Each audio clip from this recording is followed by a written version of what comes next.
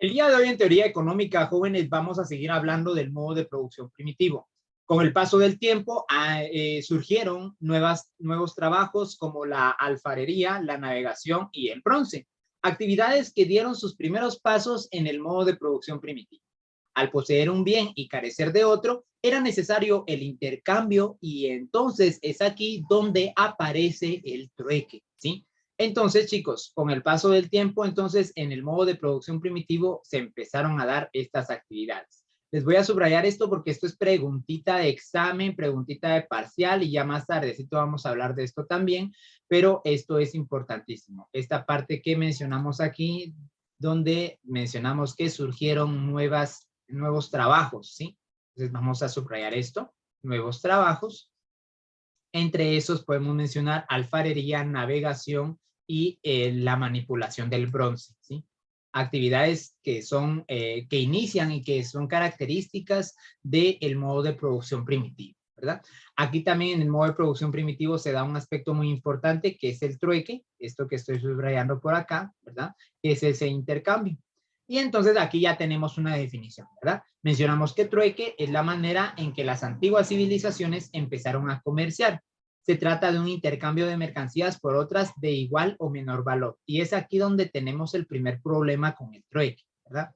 Ya sabemos que entonces fueron las primeras civilizaciones que empezaron a comerciar y por medio del comercio es que se empezó a dar lo del trueque. Entonces, ya sabemos que el trueque es un intercambio de mercancías, importante ahí para que lo subrayemos también, por favor, intercambio de mercancías, pero ese intercambio tenía una característica, que tenían que ser mercancías de igual o menor valor, y es que aquí es donde nos topamos con el primer problemita.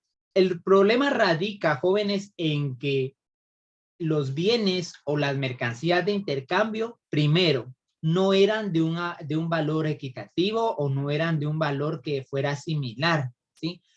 ¿A qué me refiero? De que a veces se quería intercambiar, por ejemplo, un pescado o una pierna de alguna res o de algún animal que es de donde extraían ellos la carne, querían intercambiar carne, por ejemplo, por un pedazo de oro. Entonces no era equitativo o no era igualitario el valor. Ahorita en nuestro contexto pudiéramos decir, sí, claro, vale más el oro, pero ojo, en esa época al hombre le convenía más sobrevivir. No existía ese valor extra que se le da a algunos metales como el oro o el bronce, ¿sí? O el cobre. Entonces, en este caso, pues había una desigualdad, sobre todo por la utilización o bien por la satisfacción de las necesidades que iba a cubrir esa mercancía de intercambio, ¿verdad? Entonces nos topamos con el problema de tener que implementar un producto de igual valor para todos. Y ese producto de igual valor, pues terminó siendo la moneda, aunque la moneda en una primera instancia, pues era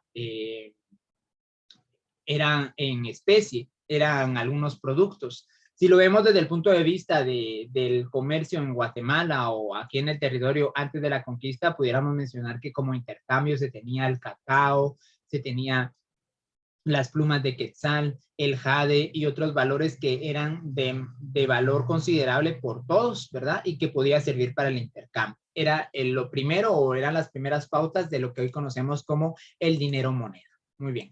Entonces vamos a continuar con esto, ¿sí? Muy bien.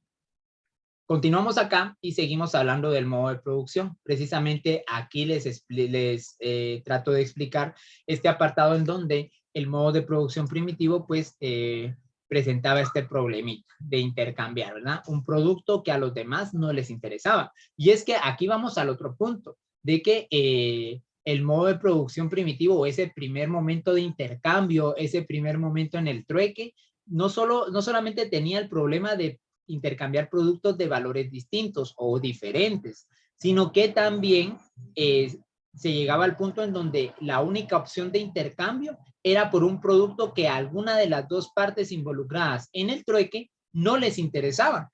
Entonces, por esto es que aquí lo voy a subrayar también, ¿verdad? Precisamente se topó con el intercambiar un producto que a los demás, disculpen acá, voy a subrayarlo de otra manera, perdón, intercambiar un producto que a los demás no les interesaba, ¿sí? O sea, por ejemplo, querían intercambiar, ¿qué les digo yo? Un pedazo de madera por comida, por ejemplo. ¿Y para qué voy a querer pedazo de madera? Decían algunos. Entonces no era de interés. Digamos que lo que era la corriente normal sería intercambiar comida por comida, ¿verdad? De ahí que se busca un producto de valor para la mayoría de los miembros. Un producto, o sea, de igual valor y que a todos que todos tengan o le apliquen la misma importancia a esos productos. Entonces, que si yo necesitaba, por ejemplo, carne, pues entonces yo lo podía intercambiar por sal porque la sal a mí me iba a interesar siempre. Una especia o piedras y metales preciosos. Si yo necesitaba un pedazo de madera, pudiera intercambiarlo por sal, por unas especias o por piedras o metales preciosos porque yo sé que para mi proveedor, pues va a ser de importancia y de valor, ya sea la sal, las especias o las piedras y metales, ¿verdad? Entonces, por eso se buscó un producto de valor para la mayoría de los miembros. Muy bien, yo me quedo con esto entonces, chicos, con este apartado, producto de igual valor, ¿verdad? O de valor para la mayoría de los miembros. Muy bien. No sé si tengan alguna pregunta hasta ahorita, chicos, con respecto a este apartado. Ustedes me indican.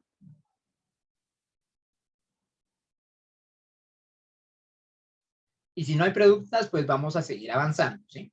Muy bien. Voy a borrar mis dibujos. Si alguien necesita más tiempo me dice, con mucho gusto yo me detengo o bien regreso, ¿verdad? No hay ningún problema. Bueno, avancemos. Pues. Modo de producción esclavista, jóvenes, ¿sí? Coloquemos como título, por favor, esto. Modo de producción esclavista, ¿sí? Bien. Con respecto a este modo de producción esclavista, vamos a mencionar lo siguiente, ¿sí? Otros también aprovechaban, en este caso, las guerras y utilizaban a los prisioneros de guerra como esclavos. Hace un momento en el curso de Fundamentos de Derecho quise hacer mención también de este modo de producción, pero yo creo que aquí lo vamos a definir de una mejor manera, ¿verdad? El modo de producción esclavista entonces se origina a través de las guerras, de los conflictos que habían entre esas tribus, entre esas estructuras sociales, entre, por ejemplo, el clan y una tribu, o diferentes tribus, o la horda, algunas estructuras sociales o grupos sociales, si lo quieren ver así, ¿sí? Que de alguna manera llegaron a chocar en territorio, digamos que chocaron en frontera. Poco a poco iban abarcando, al inicio pues no había como quien dice un territorio determinado. Poco a poco la sociedad o esa estructura social, esos grupos sociales se fueron apoderando de la tierra, ¿verdad? Del territorio, hasta toparse con otra tribu que tal vez estaba a kilómetros de distancia, pero donde toparon fronteras, pues ahí se dieron esos conflictos o esas guerras. Entonces, chicos, pues técnicamente esas guerras, pues en ellas se salió o se determinó a un grupo o a una estructura social que venció y a otra que fue vencido, ¿verdad? Entonces, por lo general, en las primeras guerras que se dieron, pues los prisioneros de guerra eran liquidados ahí mismo. Cuando hablamos de prisioneros de guerra, me refiero a esas personas o a esos guerreros que quedaron de último y quedaron de pie, ¿verdad? Entonces, al final, la estructura, el pueblo, la sociedad que había ganado, pues los liquidaba. No tenía por qué mantenerlos. Lo veía así como quien dice, bueno, vamos a acabar desde el más pequeño hasta el más anciano y no vamos a dejar a nadie con vida. Eso era lo que hacían esas civilizaciones. Sin embargo, con el paso del tiempo, pues se determinó de que para qué los mataban, que ya cuando quedaban, por ejemplo, los últimos, los rezagados o los que quedaron de pie, pues entonces era conveniente mejor tomarlos como propiedad y hacerlos prisioneros de guerra, ¿sí?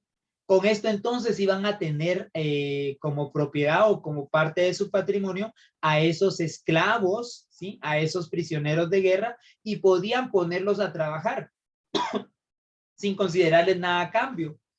O bien podían abusar también de su trabajo, de la permanencia y simplemente tenían que mantenerlos vivos, ¿no? Entonces ahí se iban a ahorrar pues algún costo en lo que tenían que realizar. Por lo tanto, ahí los prisioneros de guerra se convirtieron en esclavos. Los esclavos, como mencionamos acá, era la mano de obra barata. Algunas culturas que adaptaron este modo de producción fueron las siguientes. Entre estas podemos mencionar la egipcia, y de la cual tenemos pues algunos hallazgos por medio de sus pirámides, ¿sí? De sus estelas, de sus escritos en piedra, donde sí se puede observar precisamente a gente trabajando, a gente que no se parece y que tiene incluso pues algunas extremidades encadenadas o sujetas a algo, ¿verdad? Simbolizando de que estaba precisamente como esclavo, en calidad de esclavo. La romana también, la griega, la vikinga y la maya.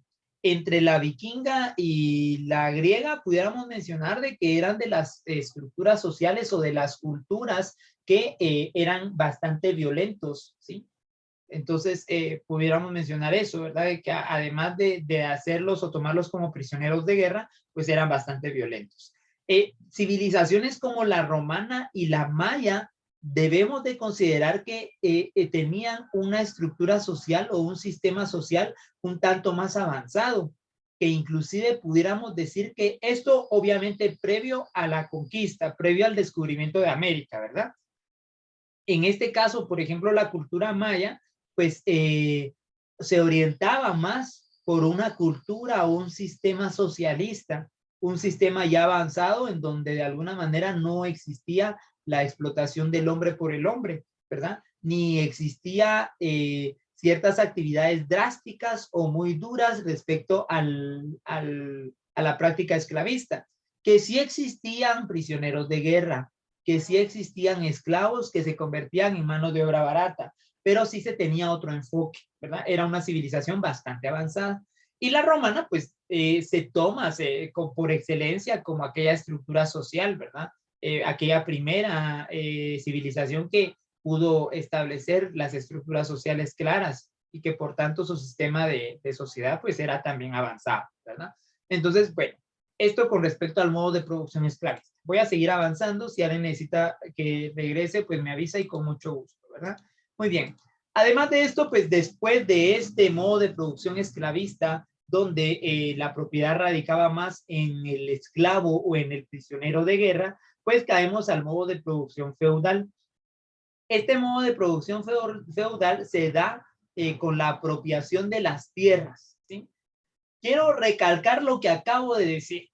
El modo de producción esclavista, y tratan de afinar oído, porfa, el modo de producción esclavista radica en la propiedad del prisionero de guerra, o sea, en volver a esos esclavos, a esa mano de obra barata, volverlas parte de mi propiedad, volverlas un patrimonio y pues poner sobre ellos un tipo de propiedad, ¿verdad? Que le pertenecen a alguien, un tipo de pertenencia. En este caso, eso en el esclavista. Ahora, en el caso del feudal, acá en el feudal la apropiación no recae sobre los trabajadores o sobre la mano de obra. Aquí la apropiación es de la tierra. Entonces, este modo de producción feudal fue aquel que se caracterizó por tener algunas estructuras sociales dueñas de grandes proporciones de tierra, ¿sí? Extensas planicies, extensos territorios que le pertenecían a una sociedad. Y aquí caemos al segundo apartado que dice, y como señor feudal, reparte las tierras con las personas que le sirven, a quienes llaman siervos, ¿sí? Entonces, punto importante, chicos. Desde el modo de producción feudal, perdón, esclavista, la sociedad se ha dividido por clases, ¿sí? Entonces, por eso vamos a hacer mención de esto en el chat, ¿sí?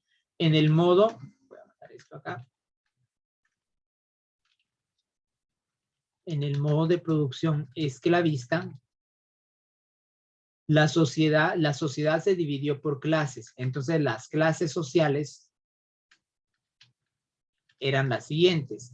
Eran los esclavos, o bien los esclavistas, primero esclavistas, que eran los dueños de los esclavos, aquellos pueblos que habían ganado la guerra, y los esclavos, ¿verdad? Esclavistas y esclavos.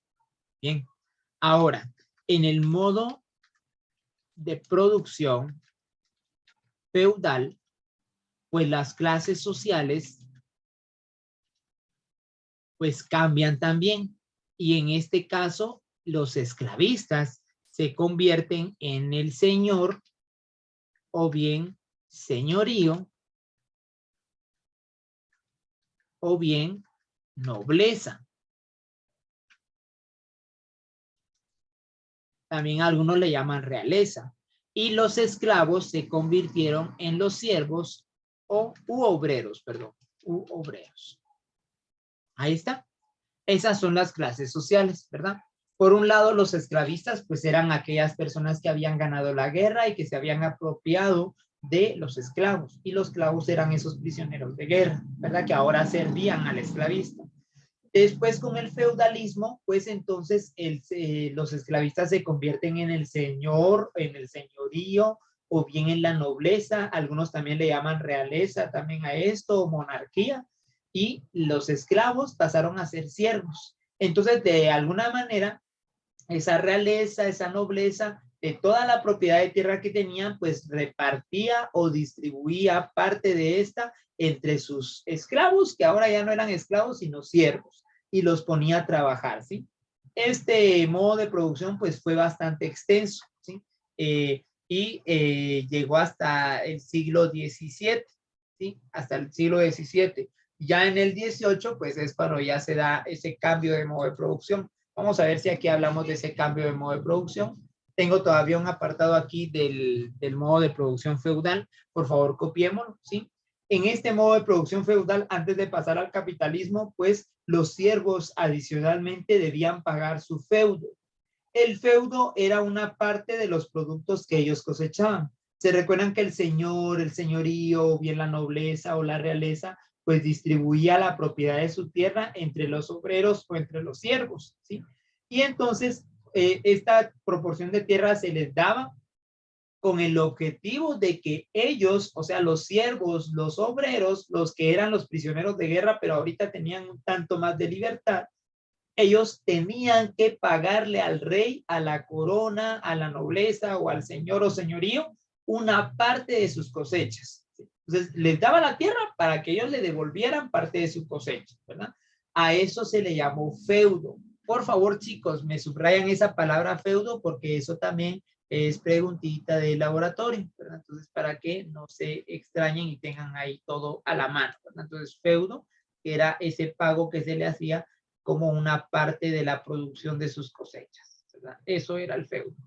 Ahora bien, alguno podrá decir, profe, es lo que hoy se conoce como diezmo. Hablemos del diezmo ahorita, ¿sí? Solía ser la décima parte, ojo aquí, décima parte de donde se deriva la palabra diezmo y en su época destinado a la iglesia. Vale. Vamos a mencionar puntos bien, pues, controversiales respecto a la historia de la sociedad. El feudo, ya sabemos que era por el intercambio de la tierra por la tierra que le habían proporcionado al obrero, ¿verdad? Sabemos que era parte de los productos que él cosechaba en esa proporción territorial y que solía ser una décima parte. Por ejemplo, si yo de una cuerda, por ejemplo, sacara 10 quintales de café, por ejemplo, entonces de esos 10 quintales, yo un quintal se lo tenía que dar, se lo tenía que ir a entregar al señorío o al señor o a la nobleza. De ahí se origina la palabra diezmo, que es una décima parte de sus ingresos, ¿sí? Ahora bien, en la época feudal o en la época de la civilización feudal, del modo de producción feudal, del feudalismo, pues los mismos, la misma nobleza, los mismos señores y señorío, pues tomaron a la iglesia como un aparato, como un instrumento opresor o bien como un instrumento para cobrarle este feudo a los obreros. Entonces, parte de lo que se mencionaba era que precisamente para poder pues, salvarse o poder, dentro de las creencias que se tenían sobre la fe, pues para poder alcanzar quizá el reino de los cielos o acercarse más a Dios, ellos tenían que pagar o realizar el feudo, ¿sí? Entonces, pues esto se dio en una primera instancia como por parte de la iglesia, pero era el señorío, era la nobleza la que ordenaba esto, ¿verdad? Solamente utilizó a la iglesia para esto. Y con el paso del tiempo, o sea, a través de la historia, pudiéramos revisar y ver que la iglesia pues ha sido pues objeto o sea, utilizado como un instrumento para ciertos fines, ¿verdad? pudiéramos hablar de otro acontecimiento muy fuerte que es la Inquisición, ¿verdad? Entonces, pero de esto, pues vamos a ver si podemos hablar más adelante. Y si no, pues vamos a adentrarnos o vamos a continuar con nuestro curso que solamente era, pues, mencionarles cómo era que se cobraba esto, ¿verdad? En esta época. Muy bien. Vamos a seguir entonces y ahora vamos a platicar sobre el modo de producción capitalista, ¿sí? Muy bien. Coloquemos esto por acá, chicos, y vamos a decir que este modo de producción capitalista se dio con el paso del tiempo, ¿sí? Alrededor del siglo XVII, perdón, alrededor del siglo XVIII, años de 1700 a 1800, pues surgieron ciertos acontecimientos importantes que transformaron o trasladaron a un modo de producción feudal directo a un modo de producción capitalista, ¿verdad? Del feudalismo hacia el capitalismo. Entre estas circunstancias o estos acontecimientos que se dieron con el paso del tiempo, estuvo el crecimiento de las ciudades. Por un lado, entonces, las ciudades o aquellos poblados empezaron a crecer. Eso fue punto de partida para ya adentrarnos al capitalismo. Se pasó también, ojo aquí, punto importante, se pasó de la agricultura exclusiva a la transformación de algunos productos. ¿Sí? Por ejemplo, cuando se habla de agricultura exclusiva, se hace referencia a que, bueno, este pueblo, esta estructura social o esta sociedad feudal se va a dedicar solamente a la producción de maíz. Y maíz, y maíz, maíz, maíz. Nos vamos a especializar en maíz, pero ni siquiera especializar, simplemente trabajemos la agricultura, trabajemos la tierra, trabajémosla y produzcamos maíz. Eso es agricultura exclusiva, ¿sí? Pero con el paso del tiempo, pues entonces se fueron a dar nuevas transformaciones de algunos productos, ¿verdad? Entonces ya no se necesitaba solo el maíz así en mazorca, sino que ya desgranado, ya se empezó a tratar de transformar ese maíz, por ejemplo, en nixtamal, por ejemplo, se me ocurre, y posterior a masa. Entonces se empezó a dar un proceso de transformación en la cosecha que se obtenía. Surgió entonces la especialización del trabajo. O sea, ya no simplemente era hacer los trabajos de la milpa o hacer los trabajos de la tierra, sino que ya tenía que haber una especialización en la transformación de la cosecha en un producto terminado. Se formaron entonces como actividad o acontecimiento número 3, vamos a mencionar que se formaron gremios o pequeños talleres, ¿verdad? Estos talleres, pues, que eran hogareños en un principio, pues se fueron agrupando de alguna manera, todo, por ejemplo, todas las carpinterías se fueron conociendo y juntos formaron ya un gremio, ¿verdad? Y estos gremios, pues ya eran o fueron la piedra angular o el primer paso para crear las fábricas que hoy en día conocemos. En busca de mayor lucro aparecieron los grandes comerciantes, o sea, aquellos grandes distribuidores, aquellos grandes intermediarios, aquellos grandes distribuidores, ¿verdad? Del recurso y de productos ya terminados. Y por último, el acontecimiento que detonó, digamos, ese cambio de un modo de producción feudal a un modo de producción esclavista, que fue la revolución industrial. Sin lugar a duda, con este acontecimiento, pues se hace el gran cambio alrededor del año de 1776, ¿verdad? Donde ya se hace el cambio rotundo de un modo de producción feudal a uno capitalista. ¿Sí? Muy bien. Entonces, chicos, preguntas hasta acá. ¿Algo que agregar respecto a estos acontecimientos sobre la revolución industrial o sobre algún acontecimiento anterior a este? ¿Ustedes me dicen?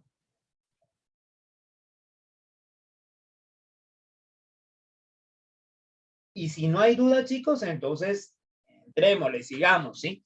Y con respecto a la revolución industrial, solamente quiero aclarar que en su mayoría se dio en Inglaterra, ¿verdad? Ahí se originó.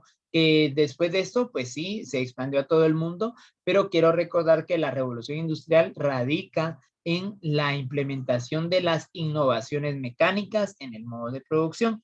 O sea que aquí se empiezan a crear ciertos aparatos mecánicos que van a facilitar el proceso de producción, ¿verdad? Pero bueno, ya vamos a hablar de esto más a detalle.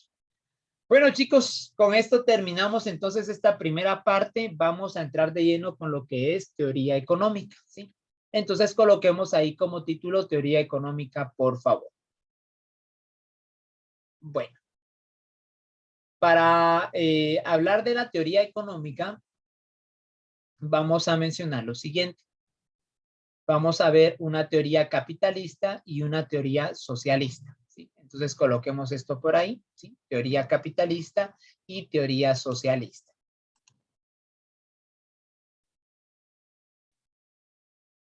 Cuando hablamos de teoría capitalista, chicos, pues hacemos referencia a esa forma en la que la sociedad pues puede producir los bienes satisfactores de sus necesidades, ¿sí?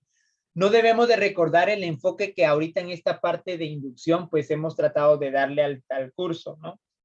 Economía respecto a la teoría económica hace referencia a la forma o a la manera en la que la población, en la que la sociedad a través de la historia ha implementado diferentes procesos para poder obtener los bienes satisfactores, ya sean productos o recursos, ¿sí? Y así satisfacer sus necesidades, ¿verdad? Entonces, considerando esta definición de economía, cuando hablamos de teoría, hacemos referencia a estas corrientes, a estas formas que con el paso de la historia hemos podido verificar y hemos podido pues determinar que algunas sociedades implementaron diferentes procesos. Por eso vamos a arrancar con la teoría capitalista. Aquí está, ¿sí? Por favor, coloquemos esto, teoría capitalista. Y para esto vamos a pedirle de favor a uno de ustedes que nos pueda tomar lectura. En esta oportunidad vamos a pedirle a Lester Solís que nos pueda tomar lectura de la teoría capitalista. Entonces, Lester, lo escuchamos.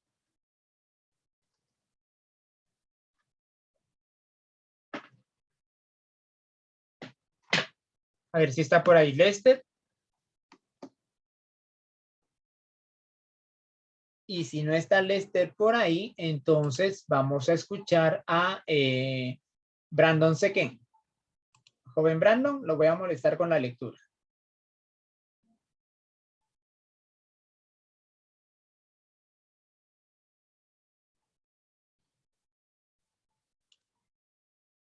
Ustedes como que los estoy cachando que solo están conectados, solo dejan al usuario conectado, ¿sí? Vaya. Último, Daniel Carreto. Daniel Carreto sí nos va a apoyar ahí con la lectura, por favor.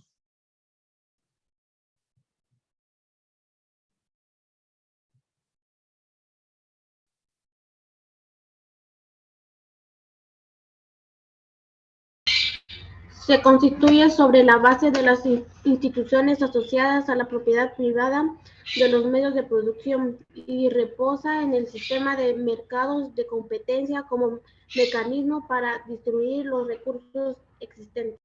Gracias, Helen, muy amable por su ayuda. Sí, le agradezco bastante. Bueno, chicos, no les voy a poder contar la asistencia entonces ni a Lester, ni a Brandon, ni a Daniel, ¿verdad? De una vez porque no están aquí con nosotros. Entonces, ya lo leí a Helen, gracias. Se constituye sobre la base de la institución, de las instituciones asociadas, ¿sí? A los medios de, y aquí viene la característica principal de la teoría capitalista, jóvenes.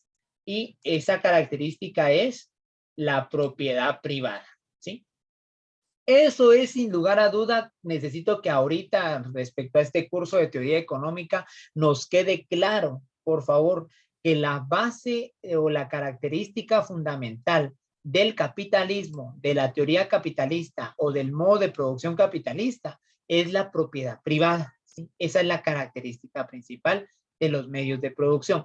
Ya sabemos nosotros ahorita qué son los medios de producción, ¿verdad? Son los objetos de trabajo y los medios y los objetos de trabajo. Entonces, pues la propiedad privada de estos medios, pues hacen referencia a la teoría capitalista. Y reposa, mencionaba Helen, en el sistema de mercados. Otro punto muy importante, ¿sí? Porque aquí la economía se determina o bien la economía fluye por medio de un sistema de mercados que ya hemos mencionado con ustedes en otras oportunidades cuando hablamos de los regímenes, el régimen capitalista y el régimen liberal. Y precisamente el régimen capitalista, de las primeras clases de teoría económica, pues en este mencionábamos que el mercado era la forma de hacer economía, ¿verdad? Donde interactúan los individuos y donde había una oferta y demanda, ¿verdad? Aquí también se da la competencia como mecanismo para distribuir los recursos existentes. Y es que entonces en los mercados, cuando hablamos de mercados, sí pudiéramos hacer referencia, si ustedes quieren, como una idea principal o una primera idea, a ese mercado donde van a comprar sus productos, ¿verdad? Pero esto como ejemplo, ¿verdad? Pero el mercado hace referencia más que al lugar, hace referencia a ese momento de comercialización y en donde se puede observar o se puede apreciar con facilidad este término que subrayé de competencia, ¿verdad? Entonces existe una competencia dentro de los mercados. Si lo ejemplificamos, ustedes se pueden dar cuenta que la competencia en los mercados a veces son los precios, ¿verdad? Precios más caros, precios más bajos, calidad del producto. Esto es competencia. Me quedan unos cuantos segundos, les voy a suplicar se vuelvan a conectar para finalizar nuestro curso de teoría económica y platicar de unos puntos importantes con ustedes, ¿sí? Entonces, vamos a concluir en esto, ¿sí? Que la teoría capitalista recae en la propiedad privada de los medios de producción y en el sistema de mercado por competencia. Muy bien.